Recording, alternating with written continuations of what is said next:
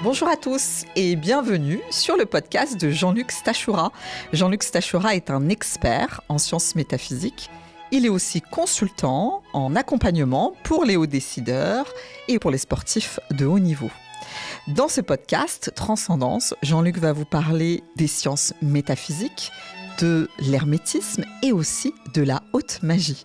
Tous les mois, vous allez pouvoir recevoir des enseignements sur ces sujets qui sont des sujets de haute sagesse et de haute magie. Bienvenue pour ce nouvel épisode du podcast Transcendance.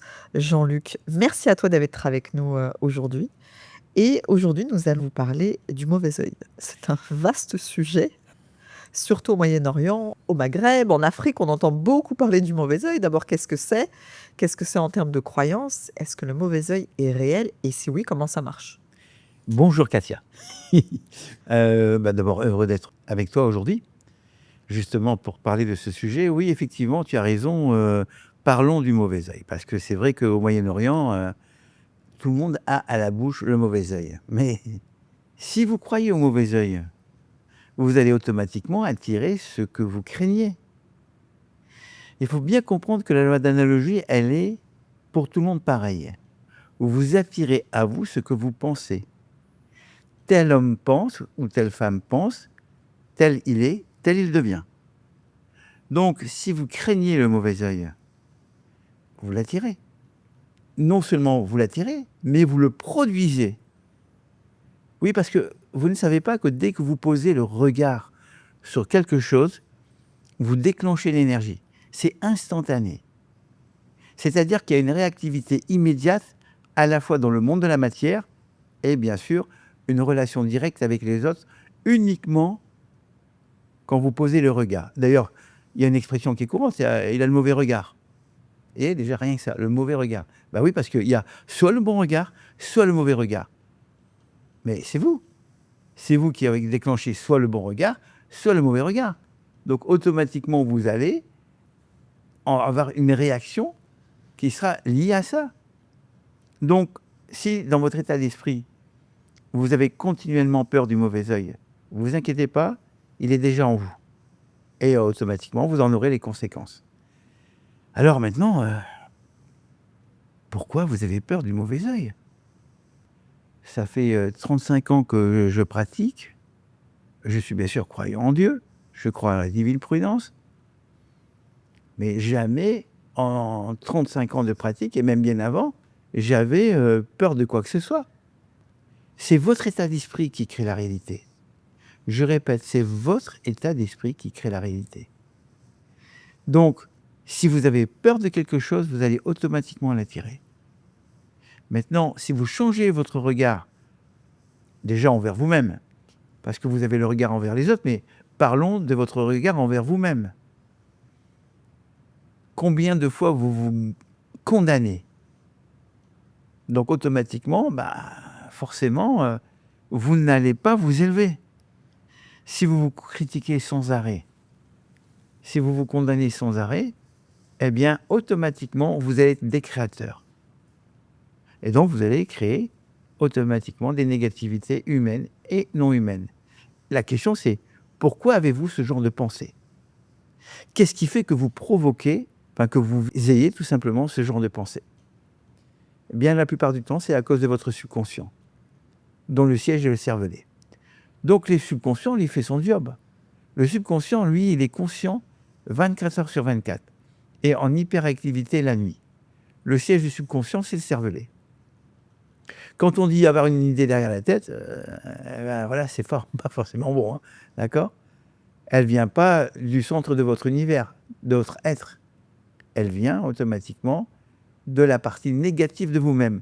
Donc les pensées qui surgissent dans votre mental, dans votre intellect, elles viennent de où ? Qui vous les envoie ? Donc vous voyez, il y a un travail à faire d'abord sur soi-même. Il y a une nécessité de comprendre que vous êtes créateur ou des créateurs par vos propres pensées. Mais vous savez, ça va beaucoup plus loin que ça. Je vais vous donner un exemple, on va dire, comment vous pouvez être autodestructeur. Et c'est une histoire qui est d'ailleurs racontée par France Bardon. France Bardon, je vous invite d'ailleurs à aller consulter ses livres et voire les acheter, parce qu'il explique parfaitement cette situation d'un point de vue mystico-magique. Imaginez que vous rencontrez quelqu'un dans la rue, voilà, il y a quelqu'un qui passe devant vous, mais il a une mauvaise tête. Vous pensez qu'il vous a regardé, et en même temps, effectivement, en passant, et vous avez eu des craintes, et vous avez même pensé que cette personne, en passant, parce que malheureusement, elle n'était pas aidée de la vie, elle a une mauvaise tête, etc., vous imaginez qu'elle vous a lancé un sort. Ensuite, plus vous allez avancer dans vos journées, vous allez nourrir cette pensée. Et puis, il suffit qu'il vous arrive quelque chose de pas bien, vous allez imaginer que c'est la personne que vous avez rencontrée qui vous a jeté un sort. Et alors, à partir de là, vous allez commencer à tricoter et vous allez commencer à imaginer cette personne qui vous a lancé un sort, c'est à cause de lui que vous avez des problèmes, ceci, etc., etc. Et là, vous avez, on va dire, créé dans l'invisible une espèce de force négative que vous avez créé, une forme de conscience, on va dire, on appelle ça des larves, des coques et des chèmes. Vous avez créé une larve dans l'invisible qui, elle, a une certaine autoconscience, puisque c'est votre propre... Elle a pris une part de votre conscience, et elle va commencer à se nourrir, parce qu'elle a besoin de se nourrir. Elle a besoin de se nourrir de la crainte et de la peur que vous avez créée. Et donc, elle va devenir de plus en plus puissante. Vous allez, bien sûr, continuer à avoir des problèmes, parce que vous avez déjà créé quelque chose qui est forcément quelque chose de négatif, donc qui va générer des conséquences, et ensuite, vous pouvez même vous suicider. Il y a des gens qui c'est arrivé, en ayant imaginé que telle ou telle personne avait créé un sort. Et elle en était tellement persuadée qu'elle a créé quelque chose, on va dire un monstre autour d'elle, puisqu'elle s'est fait dévorer, mais ça vient de ses propres énergies, de son propre psychisme. D'où le danger de s'imaginer ce genre de choses. Ensuite, deuxièmement, comment vous pouvez avoir peur du mauvais œil si vous croyez en Dieu? Expliquez-moi. Vous donnez plus de force à quelqu'un que vous croyez qui vous a jeté un sort, vrai ou pas vrai, là n'est même pas la question. Mais si vous croyez en Dieu, que vous avez foi en Dieu, mais sa puissance d'amour infini le mal ne peut pas vous toucher. C'est vous qui ouvrez les portes au mal. C'est pour ça que la peur, l'anxiété, l'inquiétude, créent justement, les situations que vous allez vivre et qui sont négatives. C'est très intéressant. Alors là, tu nous expliques comment déjà, en nous, on donne naissance à des pensées qui elles-mêmes vont soutenir parfois ce que peuvent penser les autres de nous, les critiques qu'ils peuvent nous adresser, ou voire même parfois nous envoyer des choses. Parce qu'il y a aussi autour de nous, dans notre entourage, des personnes qui parfois sont obsédées et qui ne nous aiment pas.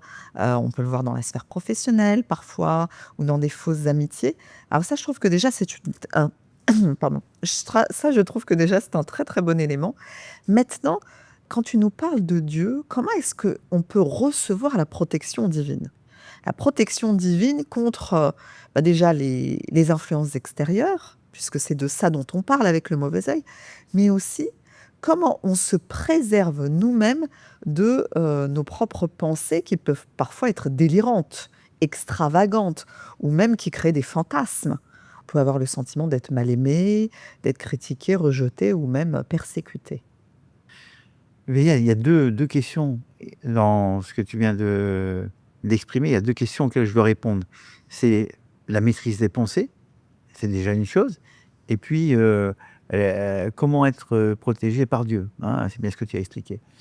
D'abord, la maîtrise de pensée, c'est lié à un exercice qu'on appelle le silence. Vous devez apprendre à ne pas penser. Vous devez apprendre à faire ce qu'on appelle l'interruption de pensée. Et donc, vous devez vous asseoir, vous mettre face à l'est, parce qu'on prie face à l'est, toujours vers l'est, et vous allez demander au Dieu auquel vous croyez, que ce soit Allah, Bouddha, la divine providence, Christ ou la Vierge Marie ou Shiva, peu importe, mais vous demandez à votre Dieu auquel vous croyez de vous aider à ne pas penser. Donc vous devez vous asseoir confortablement face à l'Est, voilà, et vous fermez les yeux, vous demandez à votre Dieu de vous aider et vous essayez de ne pas penser. Voilà, vous mettez un chronomètre, vous mettez 10 minutes, voilà, parce qu'il faut essayer au minimum d'essayer de ne pas penser pendant 10 minutes. L'idéal étant au moins d'apprendre à ne pas penser pendant 20 minutes. C'est un exercice difficile à faire, mais qui est vital pour ce qu'on appelle la maîtrise de l'esprit et pour tous les exercices de l'esprit à venir. Il est vraiment extrêmement important.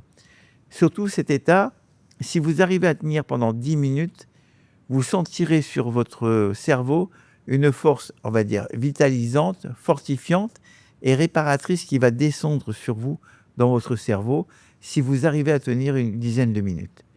Et à partir de là, il y a un état aussi de légèreté, et plus vous êtes dans ce silence, parce que vous ne pouvez pas dissocier le silence de Dieu. Donc quand vous pratiquez l'interruption pensée, vous rentrez dans le silence. Or, le silence est or. Hein? Do, ré, mi, fa, sol, la, si. C'est la note la plus élevée. Si, silence. Donc c'est une fréquence très élevée. Si vous apprenez à faire cet exercice, si vous vous accordez le temps nécessaire pour le faire, eh bien, croyez-moi, déjà au bout d'une semaine, 3 semaines, 1 mois, 2 mois, 3 mois, vous le faites tous les jours. Hein, vous essayez pendant, voilà, tous les jours d'essayer au minimum de ne pas penser pendant 10 minutes. Alors bien sûr, il y aura des difficultés, vous allez repenser, hop, vous allez réussir à vous taire, ainsi de suite. Mais à un moment donné, vous allez réussir. Vous allez réussir parce que votre propre Dieu, auquel vous croyez, va vous aider à le faire. Parce qu'un exercice mystico-magique réussi, c'est quand Dieu le fait à votre place. Donc, demandez à votre Dieu, auquel vous croyez, de vous aider à faire ce silence. Et vous ne pouvez pas dissocier le silence de Dieu. Dieu est silence.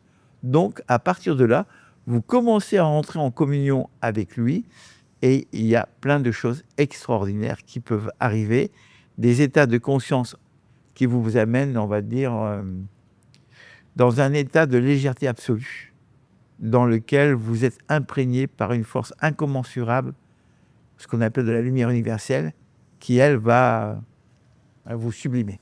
Voilà. Donc, mais, à vous de faire l'exercice. Deuxième chose, et comment faire pour être protégé? Rendre grâce.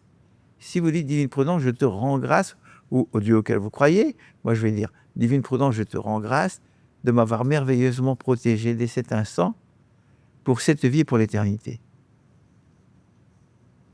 Voilà, regardez. Aussitôt, je ressens une énergie bienfaisante qui descend sur moi. Divine Prudence, je te rends grâce de m'avoir merveilleusement protégé dès cet instant pour cette vie et pour l'éternité. Ah, bien sûr, quand je fais ça, j'ai pas de doute. Je répète, dès cet instant, Divine Prudence, je te rends grâce de m'avoir protégé, merveilleusement protégé, dès cet instant, pour cette vie et pour l'éternité. Et vous restez silencieux et silencieuse, parce que vous avez dit cette phrase avec foi et confiance, vous vous êtes tourné face à l'Est, parce que vous respectez la loi, c'est très important, et en même temps, eh bien, vous allez bénéficier de sa présence omniprésente. Pourquoi? Mais parce que Dieu est omniprésent en tout, dans tout et partout. Il n'y a pas un endroit où il n'est pas. Ça, il faut en prendre conscience. Il faut arriver à comprendre comment ça fonctionne. Et alors, encore une fois, également, n'imaginez pas, ne rentrez pas dans votre esprit ce qui est catastrophique, le fait que vous n'êtes pas digne. Hein. Alors là, ça, c'est pas bon du tout. D'accord? Donc, si vous croyez que vous êtes indigne, vous vous coupez immédiatement de l'amour de votre propre Dieu. Mais pourquoi? C'est très simple. Parce que l'amour de Dieu est infini et illimité, sans commencement et sans fin, déjà pour commencer, et que son amour pour vous, l'amour de Dieu pour vous, perdure d'éternité en éternité. Mais vous devez l'accepter. Si vous ne l'acceptez pas, Ce sont vos propres restrictions dans votre conscience qui empêchent l'amour de Dieu de pénétrer en vous. C'est simple. Et vous empêchez votre propre divinité intérieure de s'épanouir et de rayonner cet amour. Parce que l'amour de Dieu est un don d'énergie. C'est vraiment merveilleux et on sent tellement les énergies de ce mantra que tu nous as offert de protection. Une dernière chose que je voulais aborder avec toi, quand on parle du mauvais œil, finalement, ça renvoie au regard que l'on a sur soi, mais aussi au regard que l'on a sur l'autre. Comment est-ce qu'on peut changer, modifier, transformer le regard que l'on porte sur les autres de manière à ce qu'on casse totalement cette croyance du mauvais œil et qu'on voit les autres tels qu'ils sont, peut-être même de manière comme des alliés, de manière aimante. Mais en voyant Dieu dans l'autre, tout simplement. C'est l'étincelle divine qui est dans chaque être humain. J'ai bien dit dans chaque être humain. Hein. D'accord ? Elle est omniprésente. Vous pouvez la voir là ou là, si vous voulez. Donc, si vous voyez l'étincelle divine qui est dans l'autre, si vous abordez avec votre état d'esprit en pensant que vous êtes l'âme divine qui parle à l'âme divine, vous allez rentrer en contact avec la partie supérieure de la personne. Sinon, vous allez parler d'ego à ego. Donc, forcément, avec toutes les restrictions, les croyances, ça ne va pas loin. Hein. Donc, tout simplement, essayez de vous entraîner à voir Dieu dans l'autre. Et automatiquement, vous aurez des miracles. Et si je pourrais donner un exemple avec moi-même, je me souviens qu'à un moment donné, j'avais quelqu'un que je n'appréciais pas et j'ai changé mon regard. Et là, j'ai vu qu'il y avait un lien négatif qui s'est rompu, comme une élastique qui s'est cassée. Et là, je me suis rendu compte tellement l'importance de voir l'autre, de voir Dieu dans l'autre. Voilà. Et donc, qu'est-ce qui s'est passé ? J'ai rompu un lien négatif parce que nous sommes tous reliés avec notre corps astral. Vous avez un corps mental, oui, avec lequel vous pensez. Vous avez un corps astral avec lequel vous avez des émotions et des sentiments. Et vous avez un corps physique par lequel vous faites de l'action. Donc, psychiquement, nous sommes tous reliés par notre corps astral. Donc, toutes les pensées, les sentiments que vous avez, devant la personne ou peu importe où vous allez vous trouver, vous êtes en train, quand vous critiquez les gens, de mettre dans le plan astral de la personne que vous critiquez des négativités. Ce faisant, vous créez un karma négatif. Eh oui, celui qui sème le vent récolte la tempête. Vous allez trouver toutes les justifications. Oui, celui n'est pas bien, c'est à cause de lui, ceci, cela. Mais ne le faites pas. Parce que là, vous augmentez le mal. Qu'est-ce que vous faites ? Vous augmentez le mal chez la personne que vous critiquez et vous augmentez le mal chez vous. Eh oui. Maintenant, changez votre regard et là, vous verrez que vous allez automatiquement vivre des rencontres extraordinaires parce que la loi d'analogie, elle est la loi miroir. Si vous apprenez à faire ça, eh bien, vous avez plus de chances de rencontrer des gens qui sont faits pour vous, dans lesquels il y aura de l'amitié, ce sera fluide, etc. Sinon, je vous garantis, vous allez toujours rencontrer des gens avec qui vous n'allez pas vous entendre. Eh bien, merci beaucoup, Jean-Luc, pour toutes ces clés de compréhension. Mais écoute, c'était avec un grand plaisir, Katia. Voilà, profitez de tout ce que je vous dis. Je vous dis à très bientôt. Vous écoutiez le podcast Transcendance de Jean-Luc Stachura. Merci de l'avoir écouté et suivi jusqu'au bout. Si vous avez aimé ce podcast, vous pouvez lui mettre 5 étoiles et surtout le faire suivre, le transférer à vos amis, à vos collègues, à vos proches et à votre famille. Pour recevoir des enseignements de Jean-Luc et des programmes personnalisés, vous pouvez le retrouver sur son site jeanlucstachura.com. À très bientôt.